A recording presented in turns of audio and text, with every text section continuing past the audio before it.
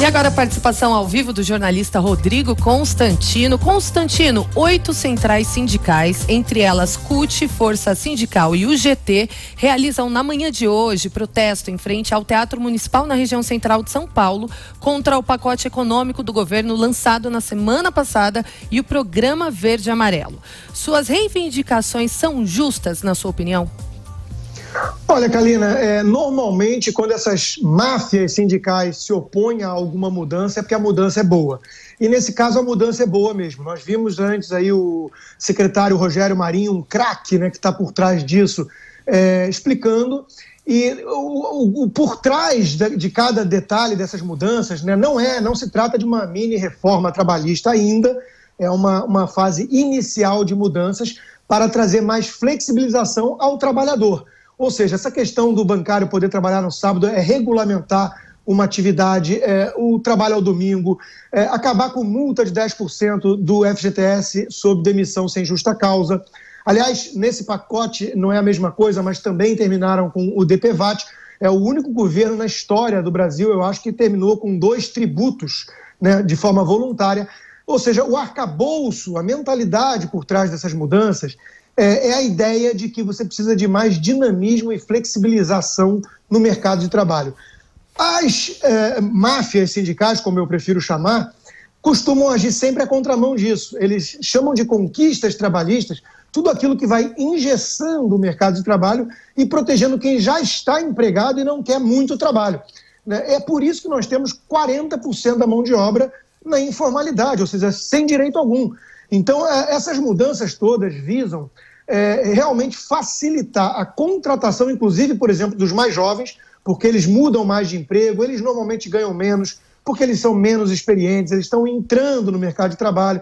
Então, as medidas têm essa mesma direção. Você regulamentar aquilo que já acontece, você flexibilizar o mercado, você facilitar a contratação dos funcionários que hoje estão na informalidade ou desempregados. Então, os sindicatos reclamam porque eles querem justamente criar feudos para proteger os seus, e normalmente os sindicalistas, mais do que os trabalhadores.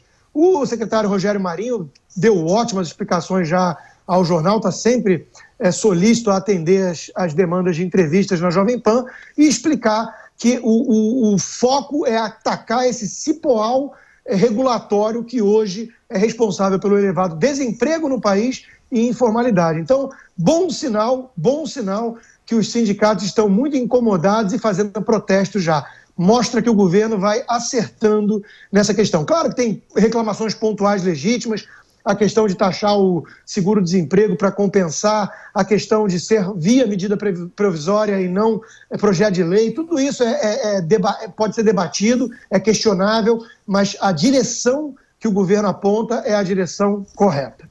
Ô Constantino, o que você vem achando dessa conversa do presidente do Senado, Davi Alcolumbre, de uma nova constituinte? Isso é possível, é viável?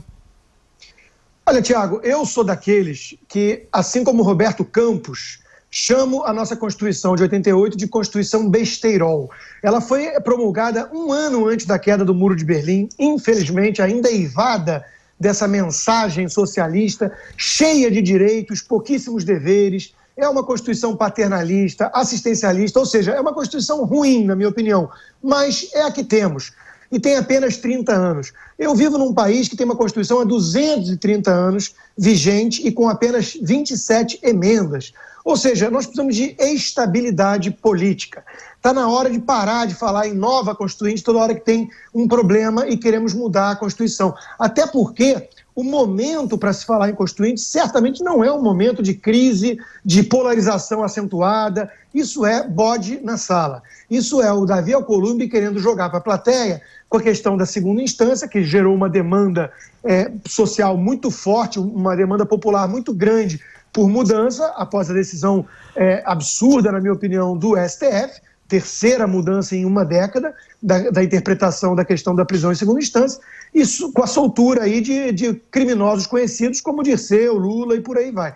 Então, o povo está pressionando os parlamentares para que atendam essa questão e aí joga para a plateia via nova Constituinte para meio que afastar o problema e falar, eu tentei e não foi possível. Não é por aí. Existem outros mecanismos, outros instrumentos para atender a questão da segunda instância que não precisa passar por uma nova Constituinte. Isso aí é conversa para boi dormir, não é a hora de falar nisso agora no Brasil.